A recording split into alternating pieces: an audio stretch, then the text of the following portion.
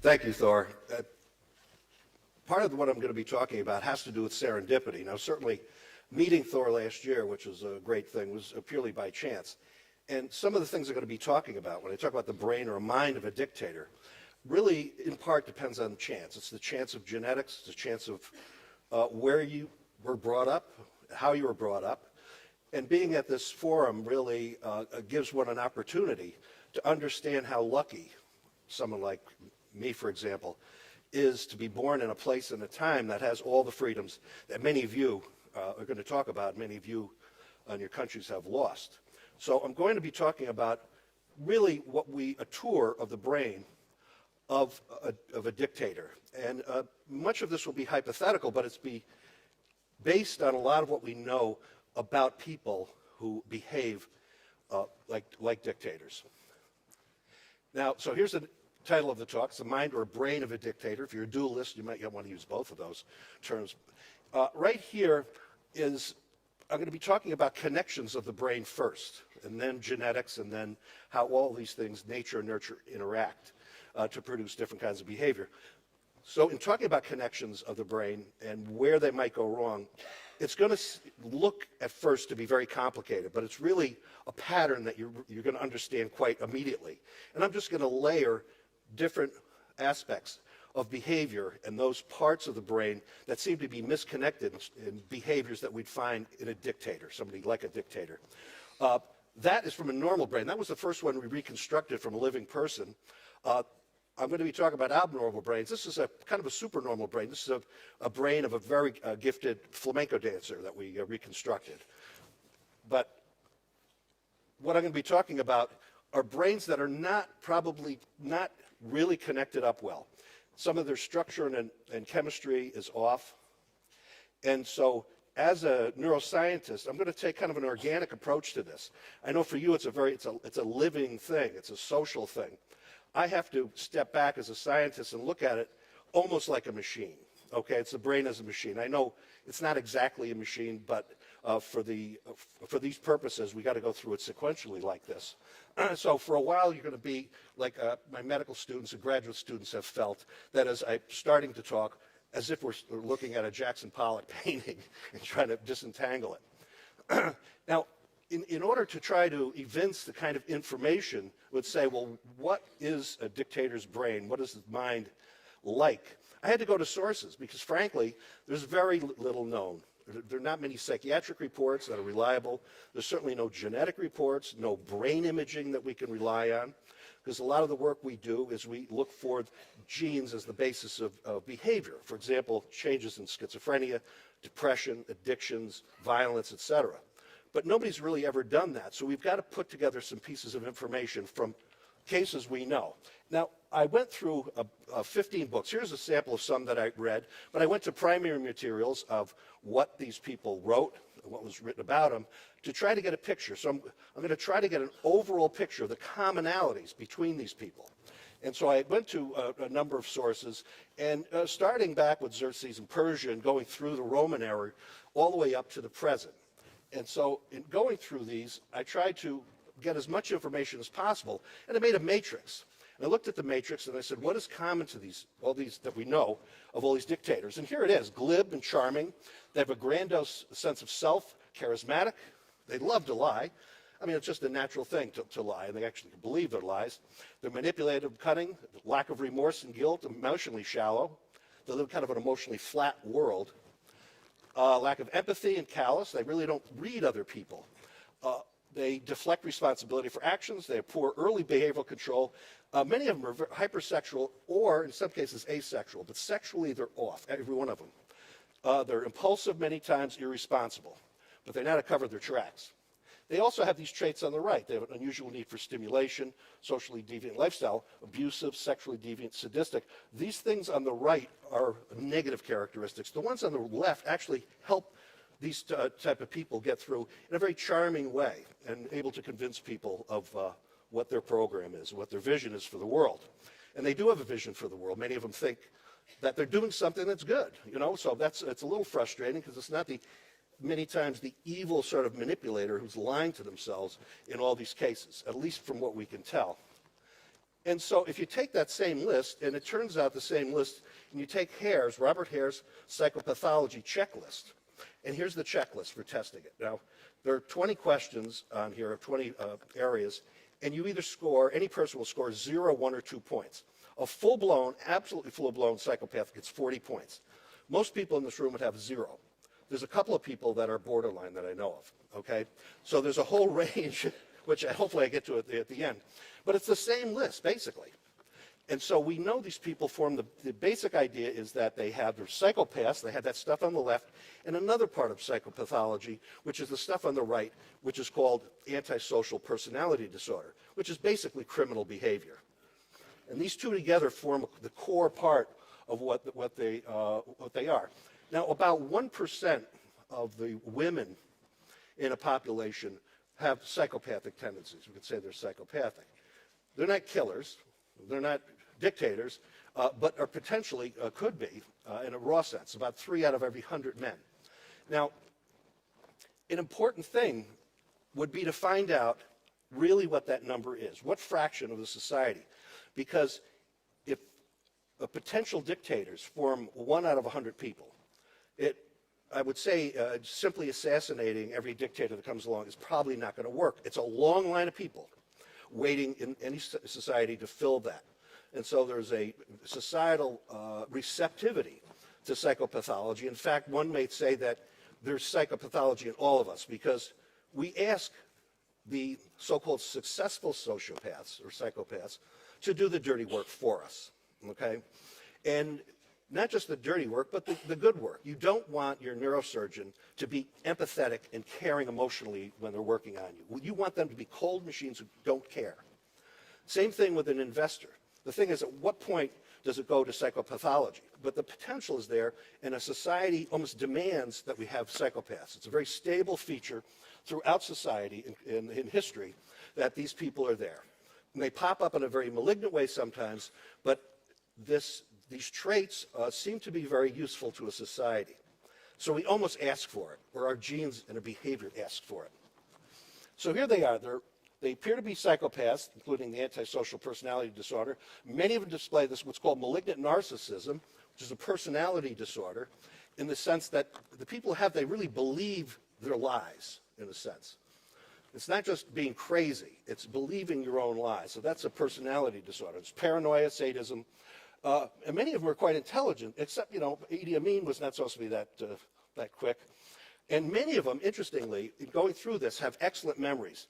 And there's a genetics to this. And people who have very good very, very good memories usually have two forms of a gene that allow you to have very good memories, but they also make you very anxious to depressed.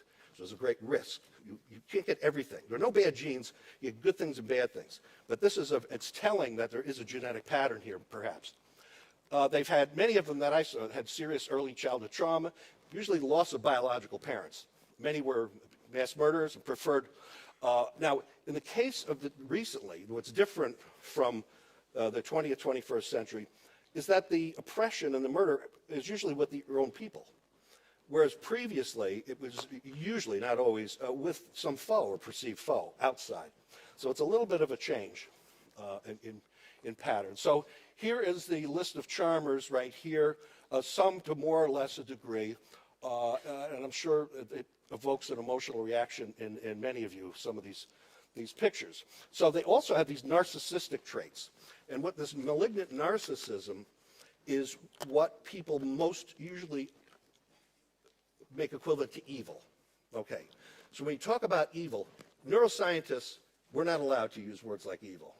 We don't believe it. It's just, range of behavior, right? But usually when we think of evil, we're thinking of malignant narcissists. And so here are the dictators today. They're starting to drop off. I was raised in a very, very good household, in a very good time, in a very good country, where we were completely protected from all this. We take it for granted. But I think for me, the fact that 5 countries I was going to visit in the past 3 months I can no longer go to says something. Now, that doesn't really affect my travel plans, but that gives one an idea, an average person like me, an idea of really what's going on, for better or worse. Okay, so there's a lot of change. We're going to hear about that today. and tomorrow. So here I've just made a triangle, sort of a pyramid. At the base, all of them seem to be psychopaths. Many of them have this malignant narcissism. Some are sadists, some are direct-handed murder, and some, and not all, there seems to be a lot of hate and revenge in them. And I'll try to build a neuroanatomy that's consistent with all of these. That is a brain structure and how things might have happened. Now, we got to keep in mind that there are almost no studies that have ever been done on a dictator's brain or genetics. So we've got to piece this together hypothetically. And so part of this will be, a guess at how a mind of a dictator is put together, and the genetics may be put together. But keep in mind, this is a hypothesis now, and frankly, this is a call for a question of whether we should be demanding, after some of these people have been convicted, that they submit to some of the testing. I'm not saying it's good or bad because it's a public policy question, but I think we should talk about it so we know more about it. It's a big difference, like I had mentioned, whether 1 in 100 people in a society, potentially the next dictator, or whether it's 1 in 500,000. It's a big difference on public policy and how you deal with them. Now, we do have some real data on characteristics from other types of people that are very similar. And these are serial killers. Now, I've studied over the past 18 years the brains of serial killers.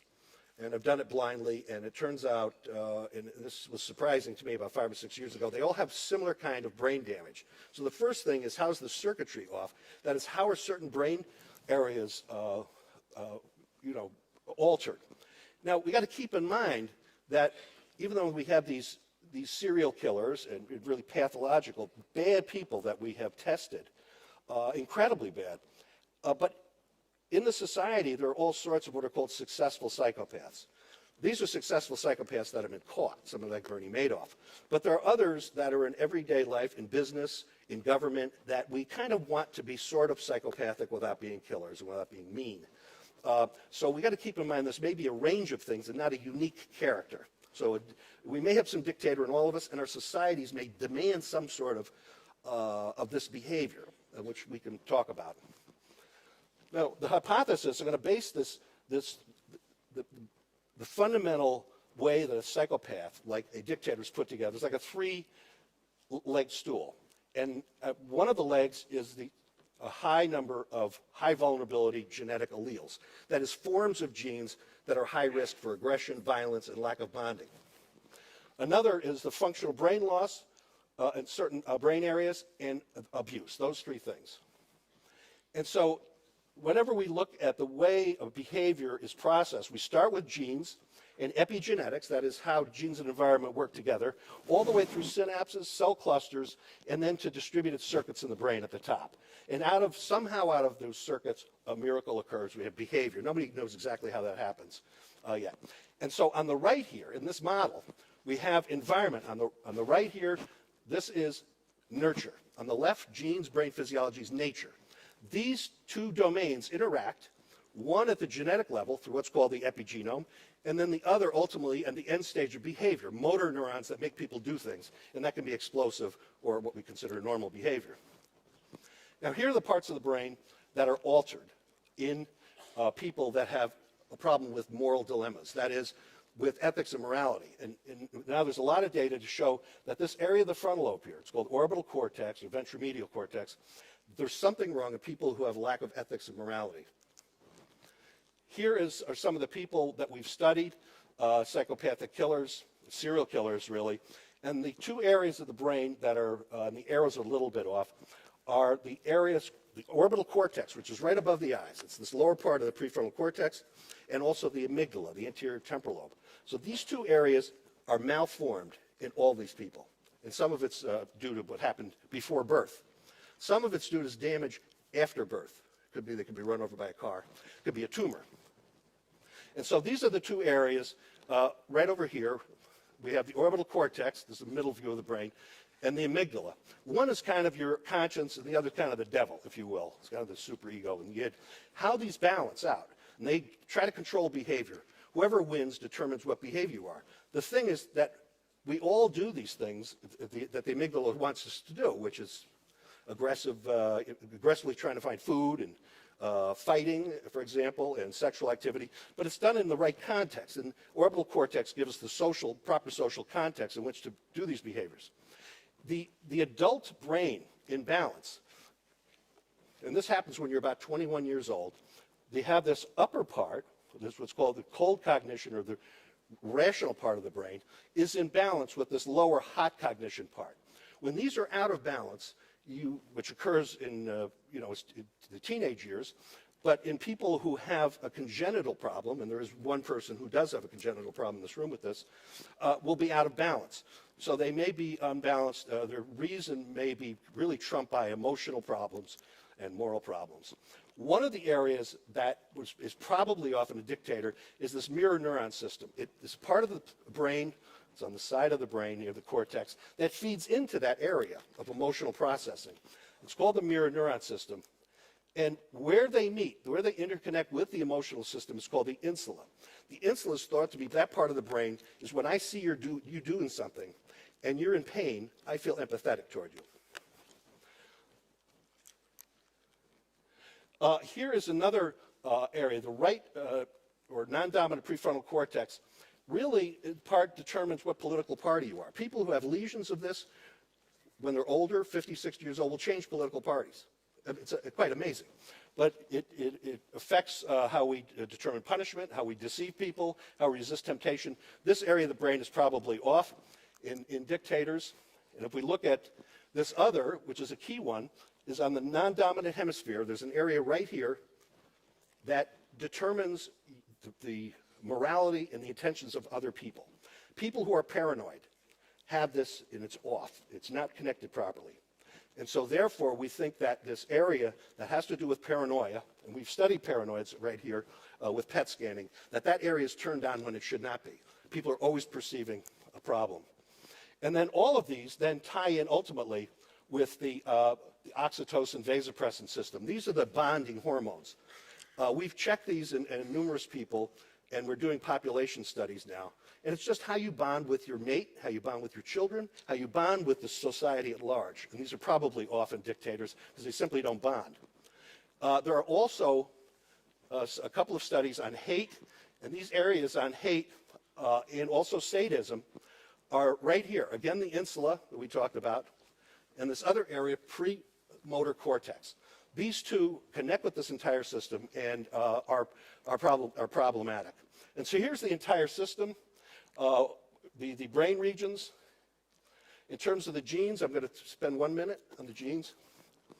So if we look at this other part of the system, high vulnerability genetic alleles, that if you inherit what's called this one warrior gene, monoamine oxidase, that affects serotonin, when you're born, the size of these areas that control emotional behavior is different than other people.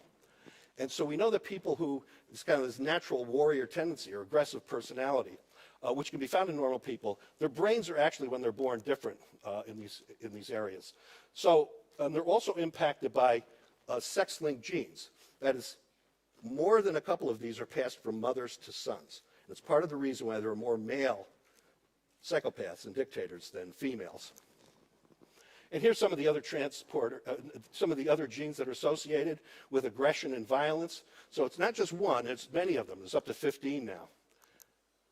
And lastly, there's the nature-nurture thing, is how they interact with abuse.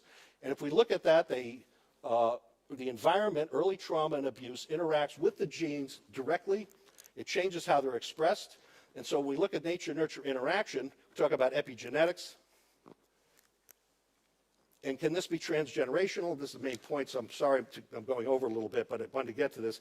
And the question is, can these high-risk genes that foment aggression and violence, if we look at areas of the brain or areas of the world that are free or not free, what's not on here is the smaller areas, the smaller neighborhoods that are under constant, where the children are seeing constant violence in the streets, generation after generation. In those cases, there's going to be a tendency for young girls to marry tough guys who have these warrior genes, and the percentage of the women who have these warrior genes increases. At that point, you start to probably develop a warrior culture. And no matter what you change in terms of the socioeconomic status, the political status, those genes will carry on, and you may end up curing the social ills of an area, but you may end up with a warrior culture for hundreds of years. So it's a big danger. And so and we're doing a project now in North Africa, which has been stunning. We're doing a genetic analysis all through an area that's been neglected, but I'll stop there. Sorry to go over, and that's it.